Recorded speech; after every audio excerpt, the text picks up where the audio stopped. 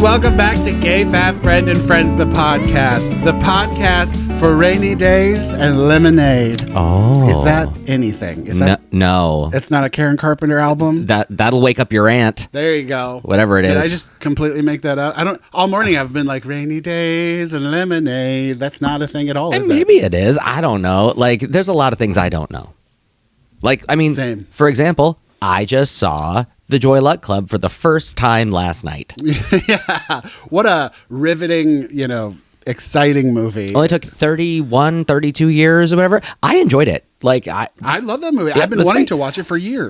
I did not realize just how hard that movie goes at times. Yeah.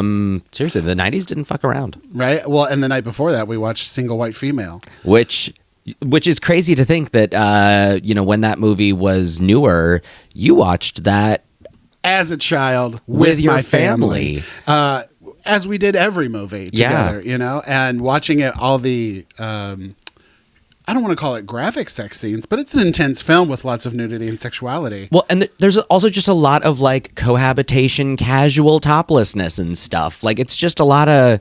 Just like Joy Luck Club, so many boobs. Right? But yeah, Joy Luck Club... Basically striptease, I love those like multi-generational storytelling movies like Fried Green Tomatoes or... Which I have not seen. How to Make an American Quilt. Also never seen. What? 13 years in, fully legally married, and I'm just now finding this out. Well, and it's funny because I know that you bought like the standard definition DVDs of those many years ago, which kills me inside because high definition versions were likely available at the time. My eyes don't see definition. You love a $3.99 clearance at Amoeba. Yeah, I don't care. Movie's a movie. Ugh. I mean, like, yes, true, but also you could have a movie that doesn't look like you're looking at it through a cloudy window. But anywho, no, it's like I have not seen either of those. And, finally saw Joy Luck Club. Hey, it's something. I was a big Mary Stuart Masterson fan growing up because, the last name thing. You got to support the name. But also, Jessica Tandy, it's such a good movie. It was one of my comfort movies in college. I would always put it on when I was studying and stuff. Keep it on in the background. I mean, like, the things I've heard about it, I did not realize that movie's plot was quite so grim. It's good. But also, as someone who's never seen The Help, every single time I hear... You've never seen The Help either? Never. But as someone who's never seen The Help, the one thing that people talk about that movie, it sounds like a Jackass-style stunt that does not belong in that movie. Like... It's so funny how Fried Green Tomatoes and The Help are very similar in tone. Well, and that's why I think, in my head, I don't have a lot of touchstones to connect them with, but they very much kind of live in a similar space. They're such good movies. So, well, I mean, I knew for a fact that you had never seen Notting Hill because every time I quote it, you never really responded. Nothing. But I don't know why it took me so long to finally ask. Wait, do you not know what I'm quoting? Because I would say "Oopsie Daisy" all the time, and he would like chuckle or whatever, but he didn't know I was quoting. It's mostly just because you're adorable. The only reference that I think you could, there are two references you could make to Notting Hill that I would know. Okay. As someone who has not seen the movie, I'm just a girl standing in front of a boy asking for something. Asking him to love Asking once again for your financial support, like the Bernie meme. I don't know. Yeah. But like, I know that part. And do you have the latest Grisham? No. Or whatever it is. Like, but he's a travel bookstore and they ask him for bestsellers. I know that. But also, that's the thing though, from working at a bookstore, people come up to you and just asking weird questions. That's an industry secret. Yeah, that was just a thing that, like, we, although our joke was always like, hey, I don't know the title, I don't know the author, but my friend got it from the library. It's blue. Does that help? That Arthur. And from the library. That was usually the joke of just like someone comes in, they don't know what it is, but it's blue. Although, like, one time that did work. Someone came up to me and they were like, I'm looking for a book. It's mostly, I'm so sorry. At least they were apologetic. They're like, I'm so sorry. It's mostly orange. And like big words, no is on it somewhere. I was like, is it tell no one? And they were like, oh, yes. And so we went to the shelf. Sorry for banging the table. And then we went to the shelf and they were like, got it. And they were like, that's exactly what it was, like a Harlan Coben fiction book. Anywho, but yeah, it's like the one time that vague descriptions worked. Well, that's so funny. Speaking of Arthur, one of my insider trading secrets from waiting tables for so long is that a majority of people don't know how to say sirloin. Oh. For the steak, they say sirloin. A lot of people say sirloin. Really? And because I worked at Applebee's, I was an Apple buddy, and sirloin was like their steak. Applebee's loved a sirloin, and a lot of people were like, "Can I get the sirloin?" That's it's weird. like they just don't even see the O. That's crazy. I never even heard that. Oh, sirloin? Never. Oh, yeah. A lot of people say sirloin. Never. That's wild. Yeah. By the way, I just realized we never introduced ourselves. Oh, we just sorry. went straight into the Sorry. show. I got excited about No, it's fine. I forgot ancient too. cultural literacy. Ladies and gentlemen, welcome back to the podcast. Hi. I am your host, Gay Fat Friend, a.k.a. Todd. And joining me, as always, is my teeny tiny, excitable husband, Rob. Seriously, I'm just getting right into it. Yeah, we're all riled up. I mean, it's 11 a.m. on a Sunday. Usually we kind of wait till the afternoon. But we both had our coffee. We have things to do. We were like, let's do the pod now. Let's just do it. Yeah. And, so we're all riled up. I got a video game to get back to here. Like, Yeah. You have errands to run. Seriously, I got shit to do. We have a very productive weekend. There are no Sunday scaries today. I don't know what I was gonna say instead. I think I was literally about to go into call sign letters. But yeah, no Sunday scaries today. I have shit to do. I have a class to teach. Huzzah! Very productive weekend yesterday. We did our taxes. Oh man, we went on down to the H&R Block. Seriously, how retro, right? But like this is our first year filing jointly as a married couple, and we wanted the experience, and we just wanted to see like what would be different, and it was very different. Well, and also like it's not to get into like crazy the weeds, but like our financial foundations going into taxes are very different based on how we are employed. Yeah, and so it's one of those where like I'm used to doing my own taxes, via TurboTax, and it's one of those things where it's like, but like I was easy and straightforward, but as a couple we are much more complicated, and so it's one of those where it's like, let's have a professional do this just to make sure that we're actually doing this right. So we don't accidentally miss a checked box and leave money on the table. Yeah, or put us into territory of severe audit. And so But like, yeah, he's pretty much strictly W-2. I'm pretty much strictly 1099. And when those two households come together, nutty hijinks ensue. Right. I'm sorry, I'm just doing an elevator pitch of our sitcom. But yeah, so I had, and it was so funny, our text preparer. Square, freelance, hijinks. I did I was like, you just did a police gesture. Cops. Yeah, police cops gesture. Police cops. Police cops. cops. That's how we came up with the name. Yeah, for anyone who's watching the visual format, I realize if you did your homework and watched some Simpsons, you would get that. And I keep doing so much shit that is like non-podcast friendly, given that we are not a visual format first and foremost. But thank you for those that are tuning in. Yeah. But so it's so funny when we were doing our taxes. It's so funny when you run into someone who just does not know the modern world, really. And our tax preparer wasn't even that old. She was maybe, I don't know, less than 10 years older than us. But like, I don't know. I guess I am chronically online, always on my phone. Yes. We're very pop culture forward. Yes. But like, she could not fathom that I'm a TikToker and that I make money from TikTok and like why I had these forms. Like, she was very confused. And I was like, entertainer? She was like, oh yeah, I can check entertainer, performing arts. I was like, yep, I guess I'm an entertainer, performing arts. Like, she had to like specify what these forms meant. But like, TikTok sent me two forms. One they consider a payout royalties, and then another one they considered like a 1099 misc or whatever. I don't even know. But the royalty one just threw her off. She did not know how to process royalties. And I was like, ma'am, neither do I. That's why we're here signing up for your services. Well, I mean, I feel like one of the biggest problems with most tax stuff is that it's very, very rigid and dated. And a lot of stuff doesn't really reflect current careers. Yeah. And so, yeah, it's like for me, it's like, they're like, what's your profession? I'm like, I could give you the name of my role, but I don't know if that's going to help anyone. What is she? Oh, at first she was like, so I'm just going to mark you as IT. And you're like, no. And so like, so I just have to go broad. It's like, I work in marketing. Yeah. Like, but don't go into the weeds. I mean, even like I used to be a producer.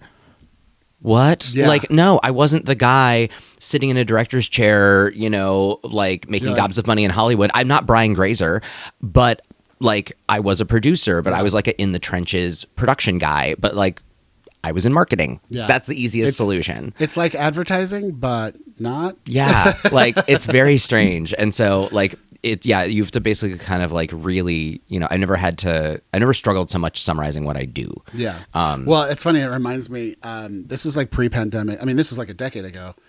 I had worked at California Pizza Kitchen for a hot second and then got laid off. I'm still amazed I did not have you bring me back like my favorite chicken Milanese like more often every day. Like if I could turn back time, I would have brought that back so much. Seriously, like I Same love with that the thing. avocado spring rolls and the ranch. Madness. I would have just missed had those every opportunity. day. Yeah. Anyhow. But anyway, I worked at California Pizza Kitchen for a hot second in LA, and then I forget what job I moved on to. Anyway, I left CPK, but then I eventually had to sign up for unemployment insurance. And when you sign up for unemployment, you have to list all of your jobs, even if you quit, aka won't be getting unemployment from that place. You have to list them all because they'll like cross-reference. I don't know. It's all Greek to me. But I had to do a phone interview about almost like an audit with unemployment about like my jobs. And she was trying to clarify my role at CPK, which was just server. I just worked at California Pizza Kitchen. But the lady on the phone, and I do almost feel like she was messing with me. Like she was trying to get me to, I don't know, lie or like trying to like mess up my paperwork. But she did not know what CPK was and could not fathom like why I left. I was like, oh, I got another job. And she's like, why'd you get another job? I was like, well, I just didn't want to work there anymore. So she's like, so the kitchen closed? And I was like, no, it's still open. I just don't work there anymore. She's like, so do they still have a kitchen? Like she couldn't she did not fathom that California Pizza Kitchen was a brand, a restaurant, and I apparently had never heard of it. And she kept calling it the kitchen, and she was like, they no longer have a kitchen? I was like, no, I quit. Yes, the kitchen upped and moved, so we all just came into work and stood around like a bunch of dopes, and now I need help. Yeah. That's so like. But I was like, how do you not know? How do you not know what I'm saying? It's California Pizza Kitchen. It's big. It's a thing. It's in the state you are currently in. Right. Have you ever had that? Have you ever had someone like not know what you're saying and you're like, I think we talked about this last week. I'm using all of the words I have for this situation. Right. Well, and it is funny because like as someone who often is full of words, when I watch you hit a wall, I often want to be like, just give me the phone. I think I know the approach that this Rubik's Cube of a human requires in order to get this thing done. But like, it's one of those where I don't want to be that guy. But like often it's one of those of like, I see where you are hitting a barrier here, but I think I might see the doggy door of understanding for this person, maybe, but we're not there yet. But no, like it doesn't happen to me too often, I feel, but like I totally understand what you're saying. Yeah. Like it's so frustrating. I do love like concentrating your words sometimes because like God love you. I love this about you. I'm full of them. But like say, okay, we'll talk about pizza. Say like the pizza place we order from has like a pepperoni goat cheese pizza that we love that's seasonal. And so I would call and be like, hey, do you guys have the pepperoni goat cheese pizza? And they would be like, yes or no, right? Done.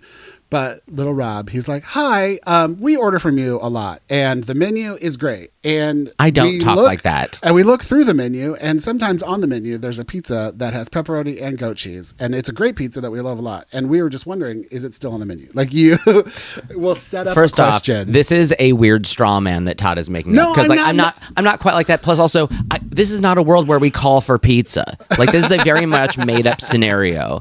I know, but see, that's the other thing. Well, You have I a guess lot of the better example would be like comprehending fake we've stuff. talked about this before. Like the better example would be like at a restaurant, if I order like a grilled cheese and I'm concerned that it's going to come with a pickle spear.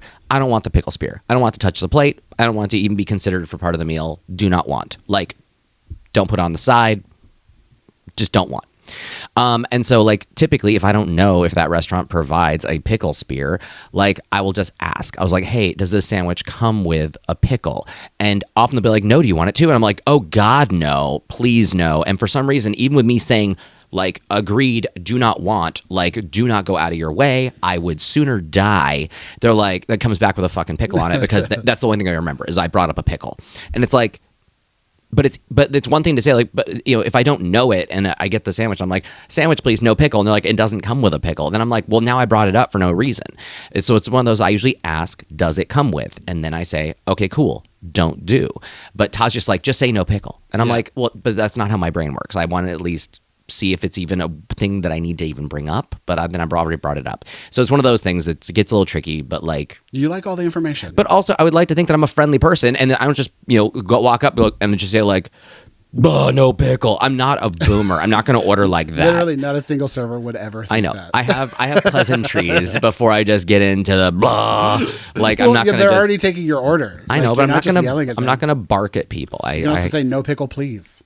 But still, just Like, I'd rather just like wish for its non-existence. No, I get it. Listen, restaurant lingo, especially in the service industry of waiting tables, is a very specific language. Okay, I feel like I'm bilingual. That Right. I know how to speak to servers and stuff. And I'm not crazy. And it's funny because even like the way you've heard me order at Burger King, like the way I order a burger there is particular to how they put it on the receipt, like in how they order it. Like, and this is back in the day from like the 90s when they used to be like into the microphone, yelling into the back. I knew the syntax for how they ordered it. So that's how I ordered it. And they probably don't need it like that anymore. So I sound like I'm Yoda when I order a burger at Burger King. But well, that's the thing. Like I feel like I speak pretty fluent server language, but drive-through language, I don't, because I'm trying to be efficient and to the point. So I'm like, I will be like, hi, can I please get a large number one with regular fries and a Coke Zero?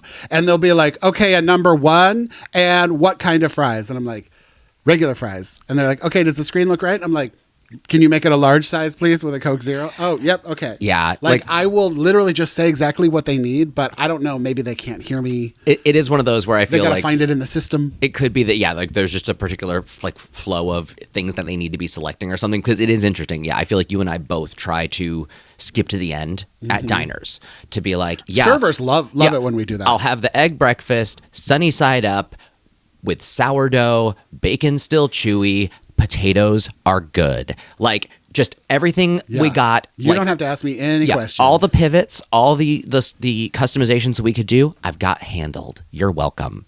Yeah. Bye. And we go slow. It's not like we rattle it off. But yeah, it's one of those things of like, hey, let me just... I know what questions you're going to ask and I'll answer them. Yeah, let me just help you out here. But drive-thrus hate that. Yeah. I think it's because they can't like find it in the system fast enough. So once they finally find a number one, then they're like, okay, now what? Yeah. And I'm like, I gave you all the answers, detective. I gave you all the clues you needed. But yeah, so it is one of those where I feel like, yeah, we often, I think, are trying to help people out by at least presenting information the way that we would like it presented, but it doesn't always compute. Well, and that's why I end up with rogue pickles in my shit.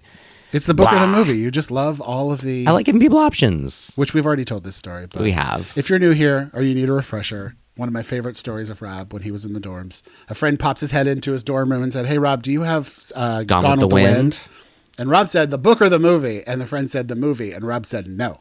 And then the friend said, well, do you have the book? And then Rob said, no. And then the friend said, why did you ask? And Rob was just like, I just needed to know specifically what you were looking for. Have a good day. Yeah, I just needed to know what they were looking for so I could answer effectively. I also did not think through the fact that I had nothing Gone with the Wind related. If they'd asked for a fucking poster, I couldn't have given it to them. Like, I had nothing. I don't even have knowledge of the book or movie. I've not seen nor read either of them. Oh my God. We should title this episode Movies Rob's Never Seen. These are, like, I have massive gaps in my cultural literacy. It's true. That's great. You've never seen any of Gone with the Wind? Most people have at least seen the first tape. I mean, frankly, my dear, I don't give a damn. Whoa. Hi-yo. See, that's a quote from the movie. What? What are the odds? Okay, weirdo. That was a high-pitched one. I didn't think that was going to happen. That'll wake your aunt. Now I just want to be like, what else do I not know about you I have to rethink everything. I'm an enigma. You are. I'm a multifaceted, fascinating character. Oh, so anyway, taking it way back. Okay, yeah. We watched a lot of early 90s movies. And it's so funny, like, in my head, again, yes, I watched Single White Female as a child with my family. But in my head, they looked so old. Like when I was a kid, I was like, oh, these are adults. They are old. Which it is, sorry, and it is funny because we watch a lot of movies like that where even now that we are older than them, they still look old. For some reason, though, this movie, not the case. No, I think because they're all naked. And you're like, oh, they look young. Maybe. Sorry, continue. But anyway, so in my head, I was like, oh, these are old people in this movie. And also, like, she's rich and lives in this gigantic apartment on the Upper West Side. And, like, this movie is about rich people and rich old people. And then we watched it and I was like, wait a minute. And I looked up their ages and they're all like 28, 29, 30 when they filmed it. And the apartment is a dump and the building is not good. Seriously, I have not seen the movie in a long time. And I did not realize that, like, part of the story is the fact that she has a rent-controlled apartment in New York City. But, like, so that's valuable, but the apartment itself is kind of not great. Yeah, it's a shithole. Yeah, and, like, that's part of the story, too, in a way. And, like, so it's this thing of, like, I did not put that together at all. But I think as a kid, she has her own apartment. Yeah. What? It's also, crazy. this film, homework assignment for this week, go watch Single White Female. But like this film, I think was pretty popular and widely well received. And had it been made today and had that kind of acceptance and reaction, there would definitely be sequels, because that movie was just left open for a sequel, because in true 90s film fashion, it just ends. The movie ends to credits so quickly that you're like, oh, it's over. Okay, all right. Seriously, every movie in the 90s is like... Joy Luck Club did it yesterday. We ran out of film, cut to credits. Joy Luck Club had a smash cut to black with the credits. with the cast names. Yeah. Like, it wasn't even like a fade. It was just like, boom. It was like when they edit something for television and they put the credits up faster. Yeah. Like, to get to the next movie. They're like, legally, we have to show this. Yeah, it was almost like that, where I was like, whoa, Yeah. like, just buckle up. Here we go. Credits. Not even like a crane shot, not even like a pulling out. Like, it was literally just scene and credits. For a movie that is about a bunch of women and their stories, it like was like an action movie, the way it was like credits. Yeah. To your And face. Same with Single White Female. You're like, it's this really intense movie, and it gets to the end, and then it ends, and then it's Camera literally- whips over to something, holds on it, roll credits. Boom. Yeah. Go. And you're like, oh, okay, well, I guess, I mean, we got it. Yeah, I guess if I wanted more, I should read the book. Yeah. Which is out of print. I looked. Oh, it's funny. It started and it said, like, based on the book, SWF seeks same. And Rob has been, a lot of the films we've been watching lately, especially older things, but a lot of the stuff we've been watching lately, Rob is like, oh, there's a book. Let me read it first, and then we can watch it. And so when it said based on a book, I was like, oh, do we need to pause so you can read the book? And I just looked because I was curious. I was like, is this thing even still around? And like, it looks like it's not available as an ebook. It's out of print, but like the hardcover's like $6. It's not expensive. It's definitely, and honestly though, I feel like that movie would be made by like Blumhouse now. Yeah. And there would be a prequel. Well, and like, it's weird because we were talking about how that movie, a lot of it would not really make sense with the advent of cell phones. Like a lot of the confusion of this movie has to do with a shared landline. And so like, it would just have to have like probably more social media account hijacking or dupe kind of a situation. Yeah, she would have to steal her identity. Right. Because it'd be more of a catfish digitally. story, I think, than anything else if it was done now. But like, it's funny because Single White Female, at least, we use Single White Female as a full-on descriptor for crazy imitation people. Yeah.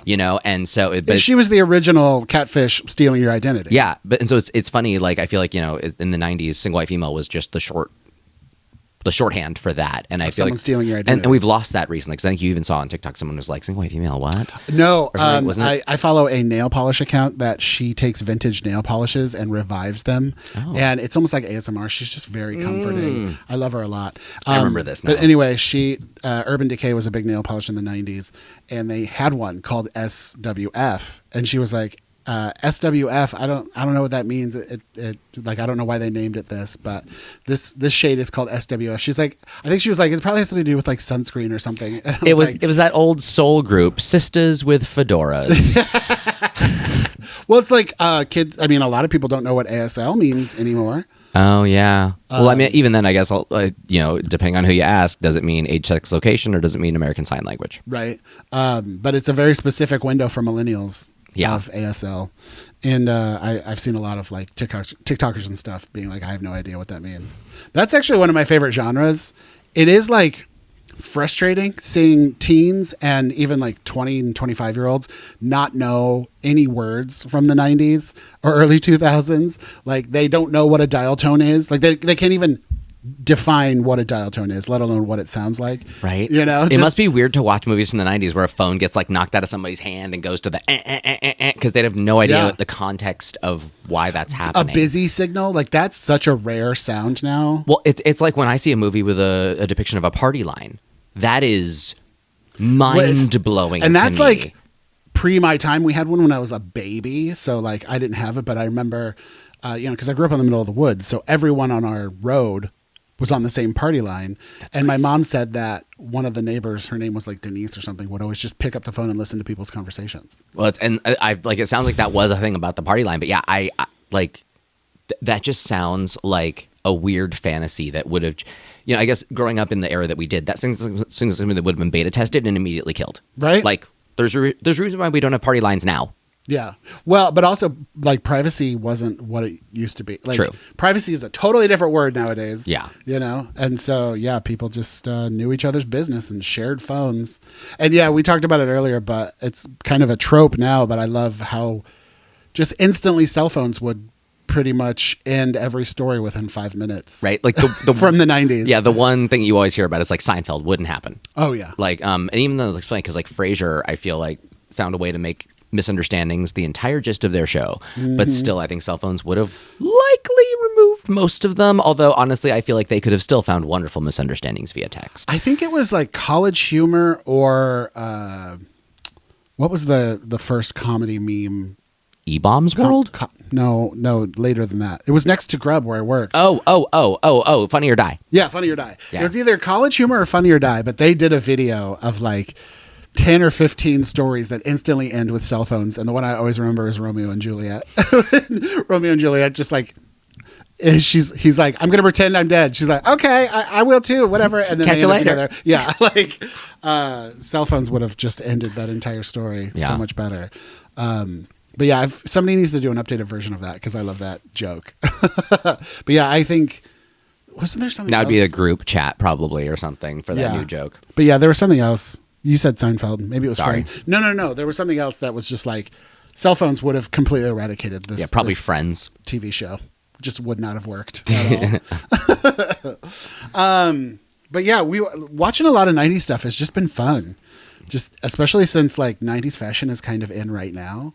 And it's so funny to see all the clothes and the haircuts and stuff. And I'm like, they're literally selling that at Anthropologie right now. I just saw a girl pretty much get the Bridget Fonda pixie bowl cut thing that she has in Single White Female. But although it is seriously so weird to like look and be like, oh, Steven Weber, it's like he looks old in that movie. He still looks old to me. Yeah. And we checked 11 years younger than I am. Now. Yeah. Yeah. He was like 31. Yeah. Yeah. 31 when he filmed that movie. Not We were okay like, with I that. thought he was at least like 50. You know, and of course we have to make the same old jokes about Steven Weber all the time, and that like I will never see him or hear him the same way ever again because I can't see him and not imagine him screeching racial slurs because I listened to him do the audiobook for It. And Yeah. Todd happened to hear one very select chapter in the car where it was just A lot of slurs in that. slurry palooza. And Stephen King loves a slur. yeah, well, Whoa. because he loves a slur to depict how shitty people are. Like Yeah. that's the thing, which problematic to include them in a book in the first place, I guess. But also, at least he's using them typically for the bad guys. And then, but also, then we watched the TV version of the Shining. So we heard Steven Weber yell the word "pup" every fourth word. Fifth Yeah. word, maybe. So yeah, it's like Steven Weber's been ruined forever. But now we've seen his junk and the back of his scrot. Yeah, very In weird angle. HD. You don't usually see like backwards thigh gap from a man. Right. But yeah, go back. That's your homework assignment. Go back and watch movies from the 90s. It's a riot. It'll change your whole perception on everything. Which we do have another one planned. I don't know if we want to talk about till we've watched it, but yeah, we have another 90s movie. We have so many in planned. the hopper right now, though. Because you've also never seen Big Daddy. Was that 90s? Or was that like was either 2000? that was like the edge of the 90s into the aughts. So it was like right there. Because yeah, Kendra and I quote Big Daddy a lot. And Never seen. Yeah. But all right. Well, having said that, I think it's time to move on to our final segment, which is usually about movies and books. So we'll probably repeat Or food. everything we just said. Who knows? Let's get But into it's it. time for What's Your Order? What's Your Order? The segment where we have this wonderful tin popcorn bucket that is filled with thoughts and ideas and concepts, and we're just going to pick one out and say what our order is. And today's What's Your Order? Ooh, got a Julia Roberts you. Is... Oh. Favorite actress. Oh, It's a fun see? I one. told you we're just going to repeat everything we just said. Honestly, it's kind of timely given like what's happening right now in our entertainment world, I feel. I think you should go first. All right. Well, it's funny. It's be hard for me to decide, I guess, officially. I mean, like the first one that comes to mind is just very current. Carrie Coon. I absolutely just adore her. She's so funny. She does not get the flowers that she deserves yet. But seriously, I have absolutely adored her ever since The Leftovers season 1, where like she broke my heart, made me laugh. Like she is just a treat. And then her in The Gilded Age, like, I mean, She was a so villain funny. in one of the Avengers movies, even. Like, she's just got very cool range, and I just adore her. So, yeah, we'll watch basically anything that she's in. So excited that she's in the current season of White Lotus. Literally gotten a text from a friend saying, like, I'm sure you're watching White Lotus. I saw Carrie Coon and thought of you. So it is well known, my love for Everybody this woman. knows. Yeah, like, she's the best. But yeah, I'm trying to think if there's anyone else that, like, no matter what, like, I will make a point to go see their stuff. I mean, there's a lot of women actresses, or a lot of actresses that I just love. Yeah. But that's fine. I think, like, that's the top one for me right now, at least. Not to go, like, shortest answer ever, but Well, it's funny because she doesn't work a lot, so there's not a lot for you to be like, oh, every time she's in a movie, I go see it. right. But, like, seriously, she is just, and it's And she hasn't been around that long. And I feel like I believe we're like almost exactly the same age. But it's so crazy because, like, in Leftovers, I felt she was so much older than me just because I guess of the role she was playing that had a family. But like now I'm starting to see more that we are contemporaries a little bit, like, and that we are a similar age. And so it's funny, like, I'm very much enjoying her. I need to look at more of her indie kind of work because I know she's done some movies that I haven't seen. So, anywho, Carrie Coon. All right. I love that you just picked one, and That's it. Like, definitive. I mean, who knows? While you're talking, I may come up with like, oh yeah, because But, I like, got to do like a top 10. You should. Because Well, and I will likely smile and nod through many of these. Like, I know one of the ones you're going to mention is probably in, like, a movie I've seen a billion times, one of my favorite movies ever, and I'll, bring it up when it happens. all right. Well, that's what I was going to say. There's just been so much movie industry. What am I even trying to say? Do I know words? Hello? Did we do this too early? Maybe I don't we know did where too you're early. going with it, so but I'm along for the ride. Movies have been around for so long that there's so many generations of actors and actresses that, like, it's hard to just pick one. I mean, I guess I could pick one living and one dead, but there's, multiple dead. But yeah, so, like, I love Elizabeth Taylor. I could watch her do anything. Bette Davis. I could watch her do anything. Big fan of them. Judy Garland. I would probably say Judy Garland, because Wizard of Oz is my number one movie. I would probably say Judy Garland is, like, one of my number one actresses. I just love her. Seeing her on screen is just such a comfort, So yeah, like, that's the older gals. I mean, I really love, oh God, what's her name for The Graduate? And Bancroft. Anne Bancroft, especially in The Graduate, but also in Great Expectations, with who I was going to say is my favorite actress, Gwyneth Paltrow. I know I got a lot of flack for it. I know she's gooped. I know she's crunchy.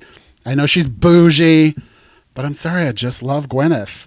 I love, like, how she talks. I love what she looks like. I love all of the choices she makes. She always picks, like, such good movies to be in. And her number one thing is smoking. Her cigarette choreography in movies is so perfect. Like, first of all, she knows how to smoke,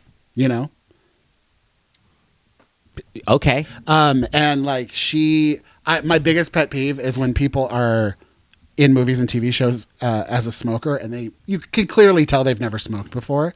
It's such a big pet peeve of mine.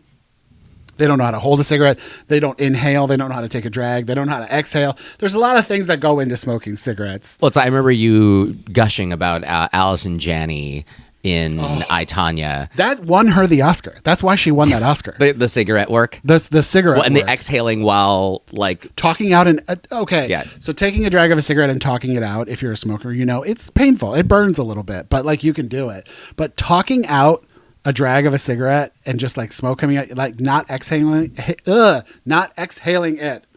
Astrophysicist. But talking it out, oh my God, that is a talent. And she did that so much in that movie. I was like, oof. Allison Janney, another top actress. I will say, like, I absolutely just adore. Oh, also Tatiana Maslany.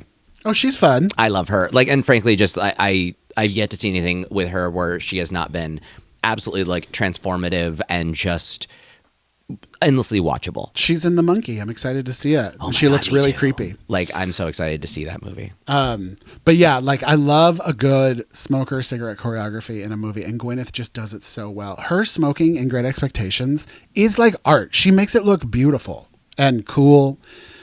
And, like, I don't miss smoking at all, like, the feel of it. I tried to have a cigarette last year and it did not work. I was like, ugh, this is gross. But there is, like, an art form to smoking that's just so cool and luxurious. And I just like, oh, look at that woman smoking a cigarette. So you're supposed to say, yeah. I mean, A lot of dead air over here. I hear you. I don't agree. Well, what do you think is cool on film? No, I mean, it's not about what I think is cool on film. We're talking about actresses here. Continue. Yeah, but so Gwyneth, I just love her, and specifically her and Brad Pitt together. That's my like favorite Hollywood couple of all time. When they both had matching haircuts. Oh God, I would give anything to just go back in time and hang out with them for one night. I bet it was so fun. I bet you there was no food. Probably, but there was a lot of cigarettes. No food at all. I know for sure Brad still smokes. I wonder if Gwyneth still smokes. You can see it in some people's faces and some people's voices. I'm pretty sure. What's her name from Wild Things? We were just talking about this. Oh, Denise Richards. Denise Richards has got to be smoking. Her voice is crazy, and you can always, sadly, you can see cigarettes in people's faces the older they get. Like, who was it? I just saw an actor that I was like, oh, he's still smoking, because they get the lines, they just age faster. Cigarettes just do that. But you know what? That's the price you pay for being cool. Yeah. Thank you for tuning in to Smoking Talk. So favorite actress, Gwyneth Paltrow, and I would say Judy Garland. Yeah, that's my top two. Oh, it's funny because you didn't go into who I thought you would. Like, I thought you were going to go with like the easy one. Because it's funny. I was just going to say, like, I haven't seen that. It's weird. I have not seen that many things with her in it in the grand. Well, wait. Who do you think I should say is my favorite? I think we're going to say Meryl Streep. Oh, well, I mean, that's an easy given. That's the thing. Like, it is one of those, like, she's great at her job. When it's funny because, like, Meryl Streep, I've only seen a select few movies with her in it, actually. It's crazy. For her career being what it is, I haven't seen some of the big ones.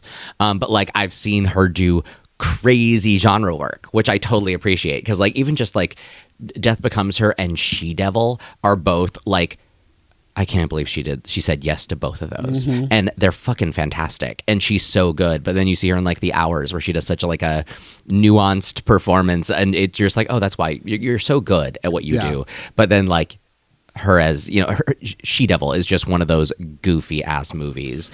Just that like, I can't believe she did. And I love her for it.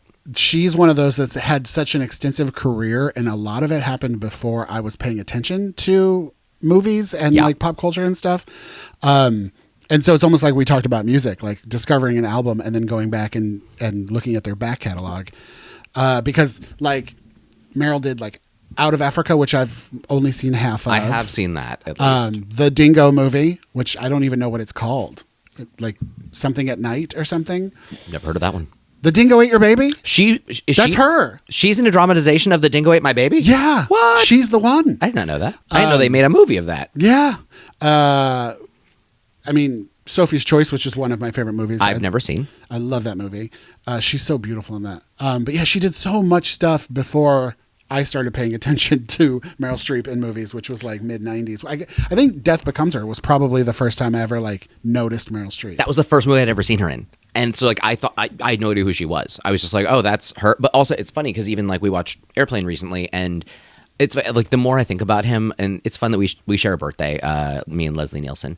But it's one of those where like the more I hear his voice and the more I see of him, the more I like him. Like he just had a really like. Also, he is literally he narrated documentaries back in the day, which I only found out because Boards of Canada sampled one of them for one of their songs, and I was listening to it and I was like, that sounds like Leslie Nielsen. So I looked it up and it was, and I realized like, but then looking at the trivia for Airplane, I didn't realize that Airplane was like his first comedic role, because I think that's even before Police Squad. And so like he was a serious actor who suddenly just found his way into comedy, but like his comedy was so good, it was because he was known for being deadpan as hell. He's the Alyssa Edwards of acting. And seriously, and he's like, it's so funny because I keep like going back to like, I want to go back and see his earlier stuff, but like his older stuff is not fun. It's really serious. I mean, Forbidden Planet's probably like the most fun he ever got, and that's like a pretty straight sci-fi movie. But yeah, I think Forbidden Planet's the name of that one. But anyway. But yeah, Meryl, she did Kramer versus Kramer. Oh, which I don't know if I can watch that movie. It's so crazy. Being a child of multiple divorces, like that movie just looks like shit I don't need to watch. But I love Dustin Hoffman so much. What's the Scarlett Johansson divorce movie? Oh, A Marriage Story? Yeah, well, is that what it's called? I think it was called that. And Adam Driver? I never got around to watching that. I just enjoy the memes. Yeah, good soup. Yeah. But yeah, I don't need to watch that movie. It literally just looks like a trauma dump. Right? It just looks, I mean, although I do enjoy the clips of Scarlett Johansson dancing in that group where it looks like she's in a pharmaceutical commercial. Right? She's like, her eyes are like kind of teary. She's just dancing. Happy about divorce. Right? Oh, but sorry, and rando thing, just like update, not what's your order situation, but like rando update from before. Remember I was saying I wanted to read more like Black literature for Black History Month. I still need to probably read more. The month's not over yet. But I finally got around to reading The Bluest Eye by Toni Morrison. Holy shit. That woman can write. I mean, like, right? I knew it. Like I'd read Beloved she's twice. got a promising career ahead of her. Right? Yeah, I've read Beloved twice, and I could have told you that already. But, like, man, The Bluest Eye for a first novel? Holy shit. That was her first novel? First. Oh, I didn't realize And it was her it first. is very, very cool. It's yeah. Anyway, Yeah. good work, Tony. And, like, I missed you before. I miss you more now. Yeah. But, yeah, so. Nice. Anyway. All right. Well, I think that was a great episode. A little short one today, but there's nothing else to talk about. And I think we got a really good What's Your Order in, because normally I got to do like a top 5 or 10. I mean, I didn't even mention like Julia Roberts. That's for the There's best. so many people. How dare you? I still love you, Julia, even though slightly problematic. But all right. Well, thank you guys so much for listening. We're going to get on with our Sunday because we got stuff to do. And don't forget, go watch some old 90s movies. All right. Thanks for listening, everybody. Have a great week. We love you. Goodbye.